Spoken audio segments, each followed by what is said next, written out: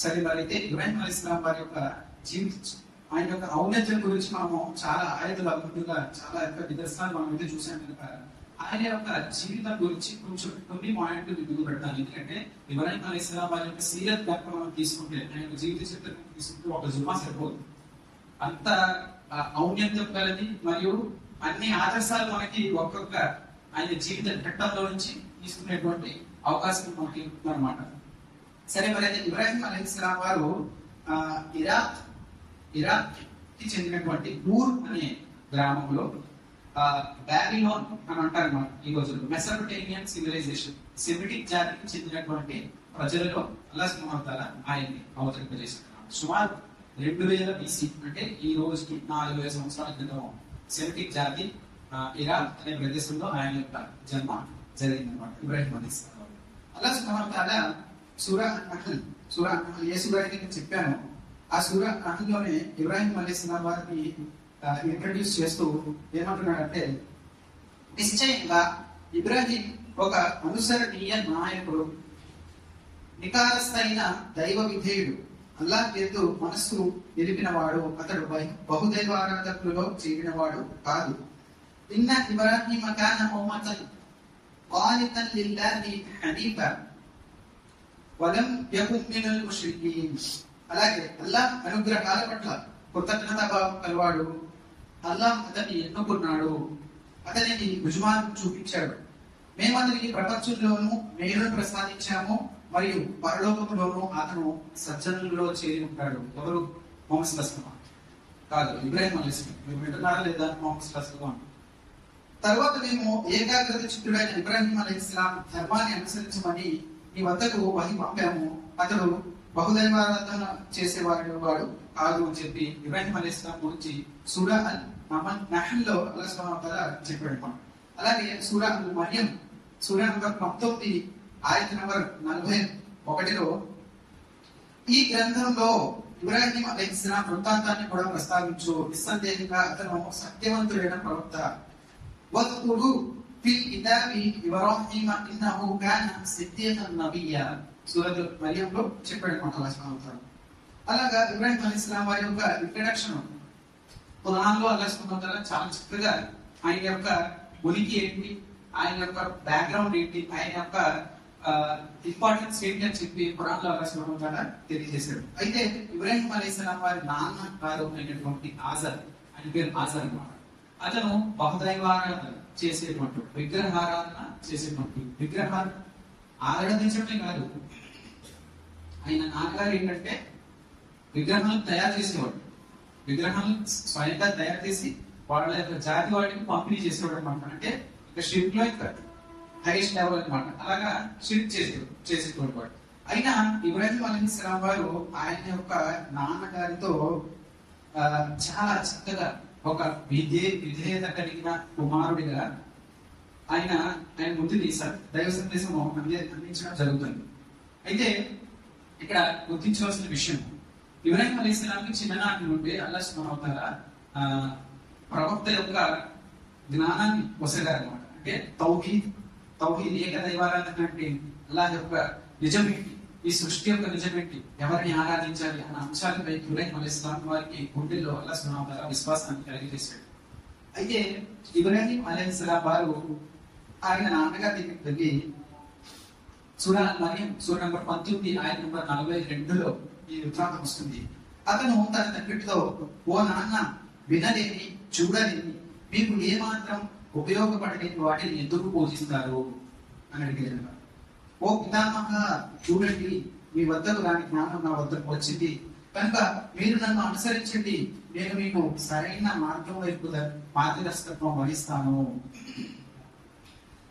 అని చెప్పి ఇబ్రాహిం అలైహిస్సలాం వారు ఉన్నారు. తర్వాత, ఓ తండ్రి, మీరు శైతాన్ దాస్యాన్ని విడనాడరు, నిశ్చయంగా శైతాన్ కరుణామయుడు, అల్లాహ్కు అవిధేయుడు.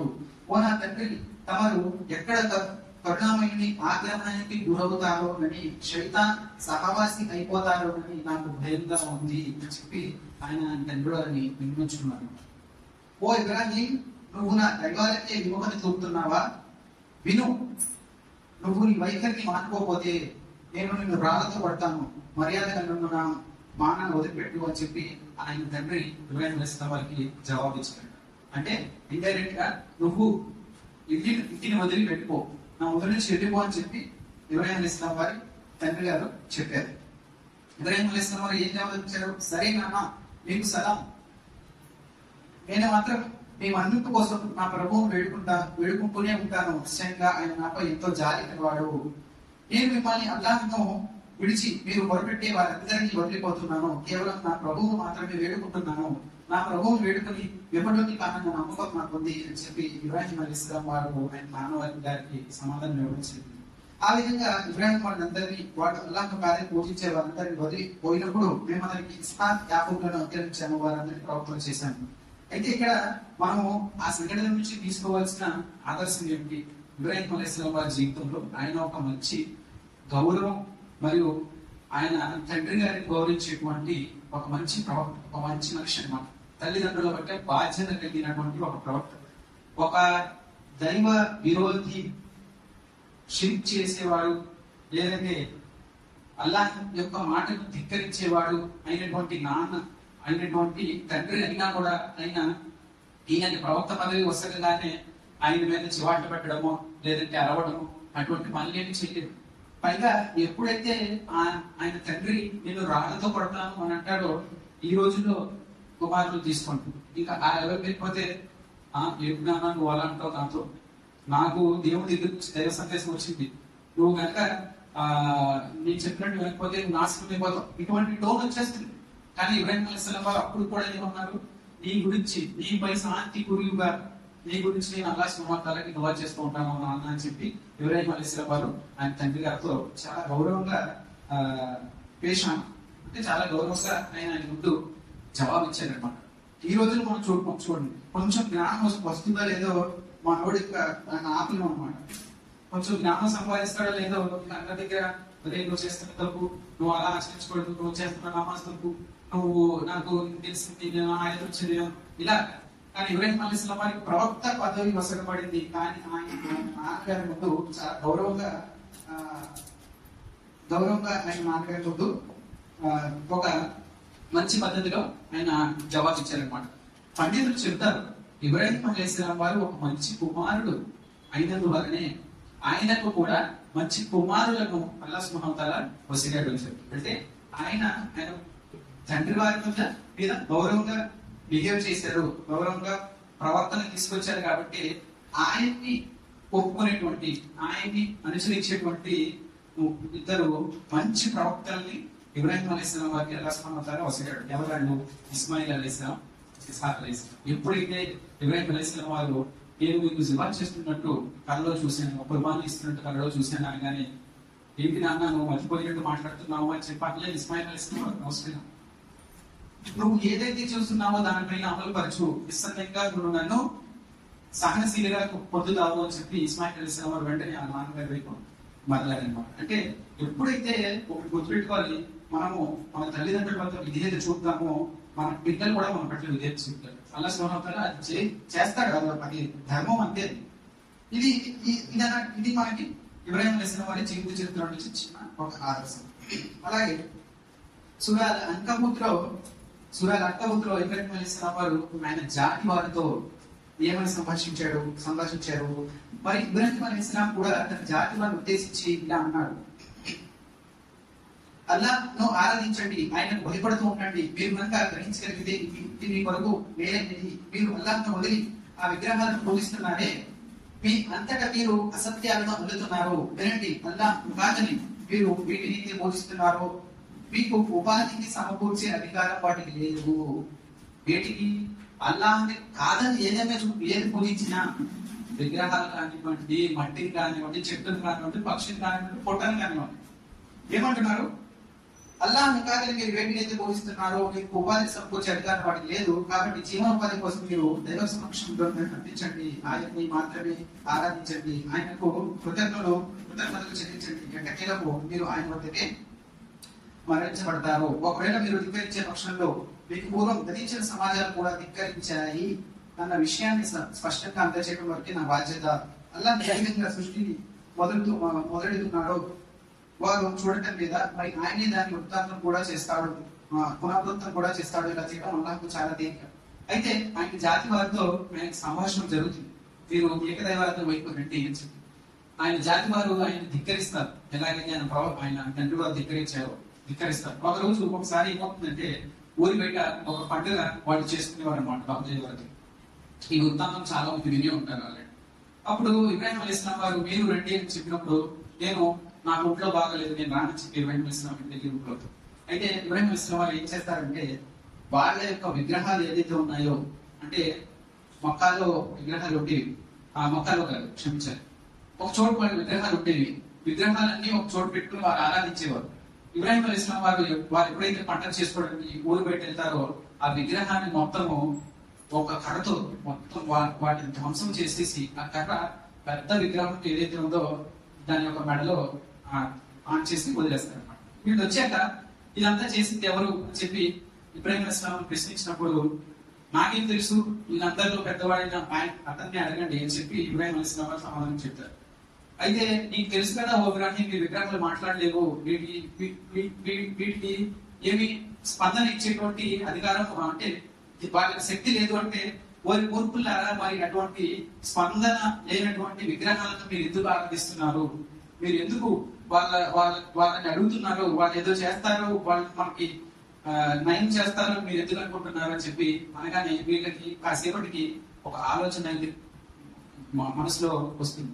కానీ వాళ్ళ అహంకారము, వాళ్ళు ఎంత దూరం వెళ్ళిపోయారంటే షిర్కులో వాళ్ళు ఆ రాజు దగ్గరికి వెళ్ళి చెప్పడం జరుగుతుంది. తర్వాత ఇబ్రాహిం అలైహిస్సలాం వారిని వాళ్ళ దైవాలకి జరిగినటువంటి అన్యాయం కొరకు ఆయన్ని ఒక పెద్ద మంటలో కాల్చేయాలి అని చెప్పి ఒక పన్నాగం పలుకుతారు.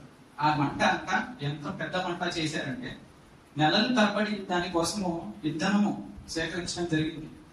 తర్వాత ఆ మంట ఎంత పెద్దదిగా వచ్చేదంటే కొన్ని ఊళ్ళ వరకు ఆ మంట కనిపించేదంట. తర్వాత ఆ మంట పై నుండి ఏమన్నా పక్షులు ఎగిరికుంటూ వెళ్ళిన ఆ యొక్క వేడికి అవి కూడా బూడిదైపోయి ఆ మంటలో పడిపోయాయి. అంత పెద్ద మంట ఒక్క ఇబ్రాహిం అలైహిస్సలాం వారిని కాల్చడానికి కోసము వాళ్ళు సిద్ధపరిచారు ఆ జాతి వారు. మరైతే ఇబ్రాహిం అలైహిస్సలాం వారిని కట్టివేసి ఒక క్యాటపల్ట్ అంటారు కదా, ఇలాగా వదులుతారు, అలాగా ఆ మంటల్లోకి వదలడం జరిగింది. ఇబ్రాహిం అలైహిస్సలాం వారికి ఆ సమయంలో పండితులు చెప్తారు, జిబ్రీల్ అలైహిస్సలాం వారు కూడా వచ్చి మీరు మీకు ఏమన్నా సహాయపడగలమా అంటే నాకు కేవలం అల్లాహ్ సుబ్హానహు వ తఆలా అనే చాలు, ఎవరి సహాయం అక్కర్లేదు. వచ్చి అడుగుతుంది ఎవడు, ఒక మానవ మాత్రుడు కాదు, ఒక సహాయకుడు కాదు, సాక్షాత్తు దైవదూత. నాకు అల్లాహ్ తప్ప వేరే ఎవ్వరూ నాకు అవసరం లేదు, ఆయన నాకు చాలు అని చెప్పి ఇబ్రాహిం అలైహిస్సలాం వారు ఎప్పుడైతే చెప్పారో అల్లాహ్ సుబ్హానహు వ తఆలా యా నారు కూని బర్దం వ సలామా అలా ఇబ్రాహీం, ఓ అగ్ని నువ్వు ఇబ్రాహిం కొరకు చల్లగా నువ్వు సురక్షితంగాను మారిపో అని చెప్పి ఆదేశించడం జరిగింది. అగ్ని యొక్క స్వభావం ఏంటి? దహించడం, కాల్చడం. కానీ అల్లాహ్ సుబ్హానహు వ తఆలా ప్రతి విషయంపై అధికారం కలవాడు. ఆయన అగ్నిని నువ్వు ఇబ్రాహిం అలైహిస్సలాం వరకు చల్లబడిపో అనలేదు, సురక్షితంగా మారిపో అన్నాడు. చల్లబడిపోతే మళ్ళీ చలి కూడా కాకుండా ఆయనకి ఎలాగైతే సురక్షితంగా ఉంటుందో వాతావరణము అలా మారిపో చెప్పి అనగానే అగ్ని ఇబ్రాహిం అలైహిస్సలాం వారిని ధరించలేదు కదా, ఆయనకు కట్టినటువంటి గోళ్ళను మరియు తాళ్లను మాత్రమే కాల్చింది. తర్వాత అంత పెద్ద అగ్నిలో నుంచి కాసేపు తర్వాత ఇబ్రాహిం అలైహిస్సలాం వారు నడుచుకుని రావడం చూసి వీళ్ళందరూ నిద్రపోయారన్నమాట.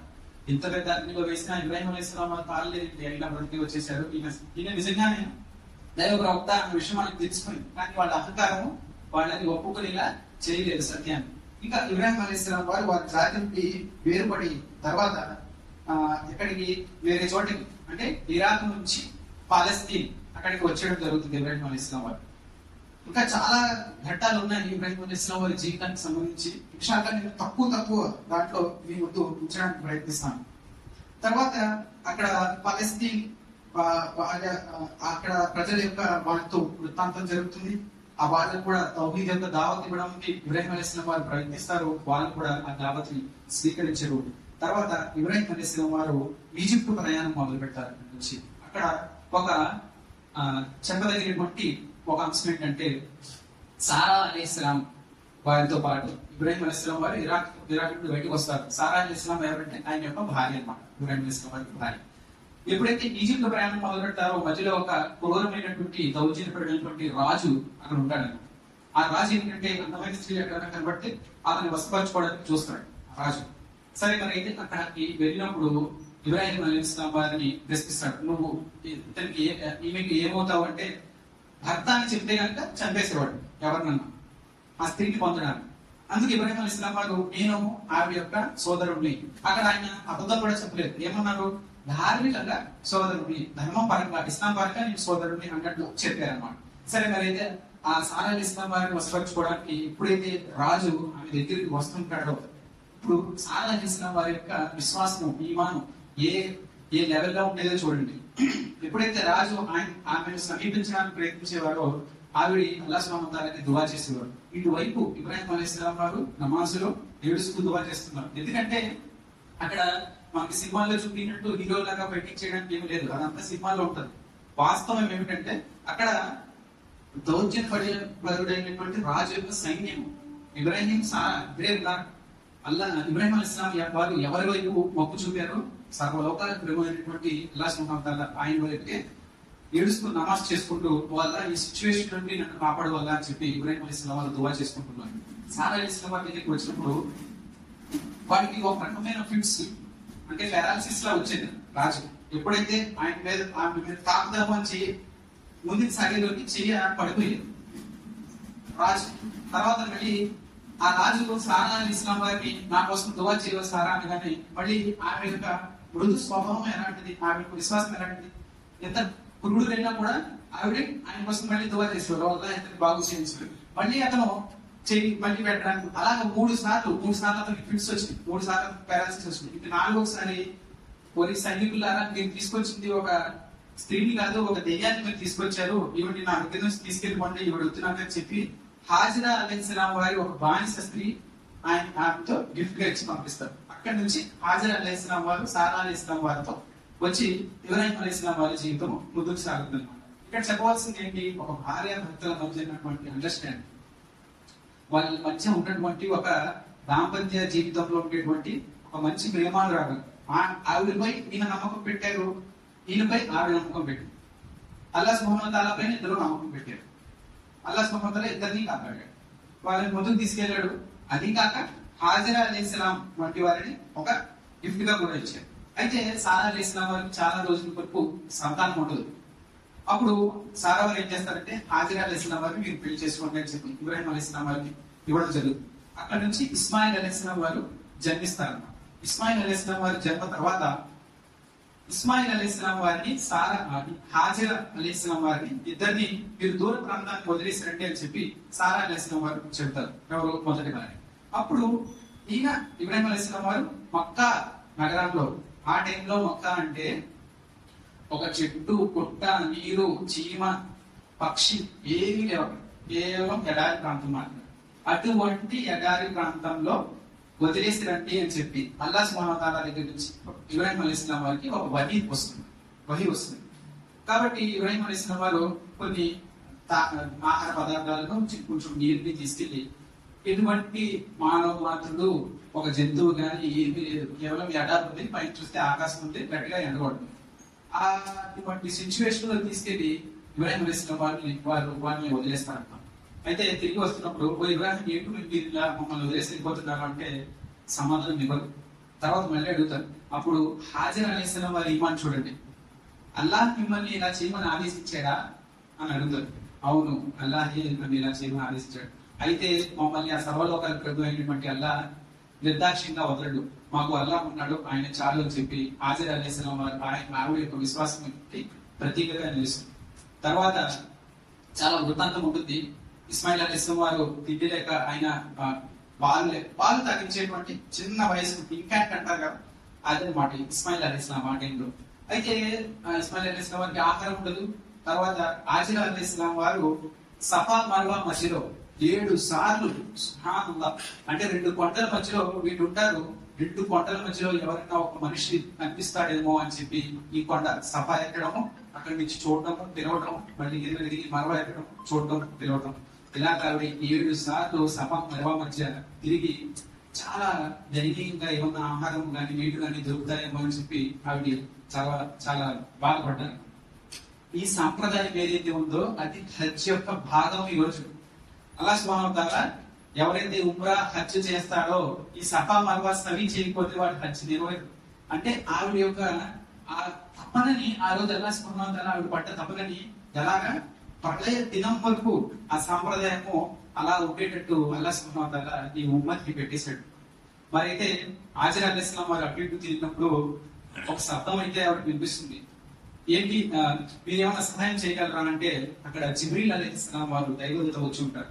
ఆయన యొక్క హీల్తో పడంతో ఆ నేలని కొట్టినప్పుడు అక్కడి నుంచి జంజం నీరు ఏదైతే ఉన్నాయో, ప్యూరెస్ట్ వాటర్ ఉందట, ఆ జంజం నీరు ఏదైతే ఉన్నాయో ఇస్మాయిల్ అలైహిస్సలాం వారి దగ్గర పాదాల దగ్గర నుంచి అది ఉద్భవిస్తుంది అనమాట. ప్రవక్త చెప్పారు హదీస్ లో, ఆ జంజం నీళ్ళని కనుక హాజర్ అలైహిస్సలాం వారు ఆనకట్ట చిన్నగా కట్టి ఆపి ఉండకపోతే ఆ నీరు ప్రపంచం మొత్తం వచ్చేసింది అని చెప్పి. అంటే అంత ఔన్నత్యం గల నీరు అనమాట జంజం నీరు. ఈ రోజు కూడా సైంటిస్టులు దాని మీద ఎక్స్పెరిమెంట్ చేస్తే దాని యొక్క పవిత్రత గురించి ఇప్పటికీ వాళ్ళకి అర్థం అవ్వలేదు ఏంటన్నది. ఒక ఎడారి ప్రాంతంలో ఎంత తోడినా కూడా ఇంకా వస్తూనే ఉంటాయి జంజం నీరు. ప్రతి ఒక్క హాజీకి, ఉమ్రా చేసేటువంటి వ్యక్తులకి, మక్కా వచ్చేటువంటి వ్యక్తులకి అందరికీ సరిపోయేటువంటి నీరు. అలాగా జంజం యొక్క ఉద్భవం అయితే జరిగింది. తర్వాత ఇస్మాయిల్ అలైహిస్సలాం వారు వాళ్ళ అక్కడ ఒక జుర్ఖుమ్ అనే ఒక జాతి ఉంటుంది. వాళ్ళు అక్కడికి వస్తారు వీళ్ళని చూసి. తర్వాత ఆ జాతిలోనే ఒక అమ్మాయిని పెళ్లాడటము. తర్వాత ఇబ్రాహిం అలైహిస్సలాం వారికి ఇక్కడ చెప్పాల్సిన విషయం ఏంటంటే 87 సంవత్సరాల వయసులో ఇబ్రాహిం అలైహిస్సలాం వారికి సుమారు పండితులు చెప్తారు ఇస్మాయిల్ అలైహిస్సలాం వారు పుట్టారు. ఎప్పుడంటే 87. ఇస్మాయిల్ అలైహిస్సలాం వారికి 12-13 సంవత్సరాలు వచ్చే కాలంలో ఆయనని జిబాహ్ చేయండి, కుర్బానీ ఇవ్వండి, త్యాగం చేయండి అని చెప్పి ఇబ్రాహిం అలైహిస్సలాం వారు వరుసగా 3 రోజుల కాలంలో చూస్తారు. వరుసగా 3 రోజులు, ఒక రోజు కాదు 3 రోజులు. ఆయన ఇస్మాయిల్ అలైహిస్సలాం వారి దగ్గరికి వచ్చి ఇలా చెప్తారనమాట, నేను నిన్ను జిబాహ్ చేస్తున్నట్టుగా అల్లాహ్ సుబ్హానహు వ తఆలా కళ పంపించాడు, దీని గురించి నువ్వేమంటావు మాట అంటే, మీరు నిశ్చయంగా అల్లాహ్ ఏదైతే చెప్తున్నాడో దానిపైన అమలుపరచండి, నిశ్చయంగా నన్ను మీరు సహనశీలిగా పొందుతారు అని చెప్పి. సరే, ఫాలో అవుతున్న వాళ్ళు ఇస్మాయిల్ అలైహిస్సలాం వారి వయసు 12 అన్నాం. ఆయన ఇబ్రాహిం అలైహిస్సలాం వారి వయసు 87లో పుట్టారన్నాం. ఇప్పుడు ఇబ్రాహిం అలైహిస్సలాం వారి వయసు ఎంత? 99 సంవత్సరాల వయసు. అప్పుడు ఇబ్రాహిం అలైహిస్సలాం వారిని, ఇస్మాయిల్ అలైహిస్సలాం వారిని జబాహ్ చేయడానికి సిద్ధపడ్డారు. అల్లాహు అక్బర్. అయితే కళలో అల్లాహ్ సుబ్హానహు వ తఆలా జిబాహ్ చేస్తున్నంత వరకే ఆయనకి చూపించాడు అనమాట. దాని తర్వాత ఏమేంటి అన్నది ఆయనకి కూడా తెలియదు. అయితే ఆజ్ఞాపాలన దృష్ట్యా ఇబ్రాహిం అలైహిస్సలాం వారు ఇస్మాయిల్ అలైహిస్సలాం వారిని ఒక జిబాహ్ చేయడానికి తీసుకెళ్లిపోతారు. అక్కడే 3 సార్లు శైతాన్ వాళ్ళని మార్గదర్శకత్వం చేయడానికి, డిస్టర్బ్ చేయడానికి చూస్తాడు. అదే ఇప్పుడు హజ్ యొక్క నియమాల్లో కంకర్లు పడతారు కదండి, ఆ కంకర్లు కొట్టేటువంటి 3 ప్రదేశాలు అయ్యి. అంటే హజ్ యొక్క ప్రతి ఆచరణ కూడా ఇబ్రాహిం అలైహిస్సలాం వారు ఆ రోజు చేసినటువంటి ఒక్కొక్క కార్యానికి ప్రతీకగా అల్లాహ్ సుబ్హానహు వ తఆలా హజ్ లో ఒక్కొక్క కార్యానికి పెట్టాడు అనమాట. మరి అయితే ఇక్కడ సూరా సాఫాత్ లో దీని యొక్క వృత్తాంతం వస్తుంది. 37:102లో దీని యొక్క వృత్తాంతం వస్తుంది. అయితే తర్వాత ఇబ్రాహిం అలైహిస్సలాం వారిని జబాహ్ చేసినప్పుడు ఆ కత్తి ఏదైతే ఉందో అది తెగుతూ ఉండదన్నమాట. ఆయన పదులు పెడతారు, ఇస్మాయిల్ అలైహిస్సలాం కట్టేస్తారు, పళ్ళు కడతారు, మొత్తం ఖురాన్ లో బోర్లా పెట్టారు అని చెప్పి వస్తుంది. వెనకాల ఎలా వస్తారు అని డౌట్ రావచ్చు. పండితులు కూడా దాని గురించి ఏం చెప్పారంటే, ముందు ఇస్మాయిల్ అలైహిస్సలాం వారిని ఆకాశానికి వైపు చూసేటట్టుగా అంటే పైన పెట్టారు. అది అవ్వట్లేదని చెప్పి ఆయన బోర్లా పెట్టి కూడా త్యాగం ఇవ్వడానికి ఇబ్రాహిం అలైహిస్సలాం వారు చాలా కష్టపడుతుంటే ఆయన వృద్ధాప్యం వల్ల పాపం కత్తి తగ్గట్లేదేమో అని చెప్పి ఆయన బాధపడ్డారనమాట. నేను కొయ్యకపోతున్నాను, నా కుమారుడికి ఆ బాధ కలిగిందేమో అంటే అల్లాహ్ సుబ్హానహు వ తఆలా ఆయత్ మొత్తం చేశాడు. ఓ ఇబ్రాహిం, నువ్వు నీ కళని నిజం చేసి చూపించావు అని చెప్పి అల్లాహ్ సుబ్హానహు వ తఆలా ఆకాశం నుండి గొర్రెపోతుని దింపడం జరిగింది. ఇది ఏ గొర్రెపోత అయితే ఆదం యొక్క సంతానం కాబీల్ అని ఉంటారు. ఒకటి త్యాగం స్వీకరించబడుతుంది, ఒకటి స్వీకరించబడుతుంది అన్నమాట. వాళ్ళు త్యాగించినటువంటి గొర్రె పొట్టేనే అల్లాహ్ సుబ్హానహు వ తఆలా దింపాడు ఆ రోజు కూడా అని చెప్పి కొంతమంది పండితులు వ్యాఖ్యానించారు. ఆ గొర్రె పొట్టేలను అప్పుడు త్యాగం చేయడం జరుగుతుంది, కుర్బానీ చేయడం జరుగుతుంది. దాని తర్వాత ఆ వృత్తాంతం అక్కడితో ఒక త్యాగాన్ని, తండ్రి కొడుకుల ప్రేమ త్యాగానికి ప్రతీకగా ఆ సంఘటన అయితే అక్కడితో ముగుస్తుంది. తర్వాత ఇబ్రాహిం అలైహిస్సలాం వారు, ఇస్మాయిల్ అలైహిస్సలాం వారు కలిసి కాబా గృహాన్ని నిర్మిస్తారనమాట. కాబా గృహాన్ని నిర్మిస్తూ కూడా ఇబ్రాహిం అలైహిస్సలాం వారు దువా ఏం చేశారు, సూరా బకరా సూరా నంబర్ 128లో అల్లాహ్ సుబ్హానహు వ తఆలా ఈ దువా గురించి ప్రస్తావన చేస్తాడు. రబ్బనా తఫద్దల్ మిన్నా ఇన్నక అంత సమీఉల్ అలీమ్ వతుబ్ అలైనా ఇన్నక అంత తవ్వాబుర్ రహీమ్. ఓ అల్లాహ్, మేము నీ కోసము ఈ పుణ్యకార్యం చేస్తున్నాము, దీన్ని నువ్వు స్వీకరించు. కాబా గృహం నిర్మించమని ఆదేశం వచ్చింది అల్లాహ్ సుబ్హానహు వ తఆలా చేస్తుంది కూడా పుణ్యకార్యమే. అయినా మళ్ళీ ఇబ్రాహిం అలైహిస్సలాం వారు ఏమని దువా చేస్తున్నారు, ఓ అల్లాహ్, ఈ దువా ఈ పుణ్యకార్యాన్ని నువ్వు స్వీకరించు అల్లాహ్ అని. దీన్ని బట్టి కూడా మనకు తెలిసింది ఏంటంటే, మనం ఏమైనా పుణ్యాలు మనం చేసుకున్నా కూడా మన అల్లాహ్ని మనము వేడుకుంటూ ఉండాలి. ఏదో వచ్చి నమాజ్ చేసామో లేదంటే కుర్బానీ ఇచ్చాము, మనం పెద్ద గొప్ప పని చేసాము అని అనుకోవాల్సిన అవసరం లేదు. ఎవరి పుణ్యాలు స్వీకరించబడతాయో ఎవరికి స్వీకరించబడవో మనకు తెలియదు. నిరంతరం పశ్చాత్తాపం వేడుకుంటూ ఉండాలి. అల్లాహ్ సుబ్హానహు వ తఆలాతో మన పుణ్యాలను స్వీకరించు అల్లాహ్ అని చెప్పి దువా చేసుకుంటూ ఉండాలి. అయితే చాలా స్పీడ్ గా కొన్ని విషయాలు అయితే లాగేసాను, చాలా టైం సరిపోవట్లేదని చెప్పి. మనకి ఎప్పుడైనా అవకాశం ఉంటే ఒక దర్శ కింద పెట్టి ఇబ్రాహిం అలైహిస్సలాం వారి యొక్క జీవిత చరిత్రని ఇంకా డీటెయిల్ గా మనం చదివే అవకాశం ఇన్షాల్లాహ్ అల్లాహ్ సుబ్హానహు వ తఆలా ప్రసాదించాలి మనకి.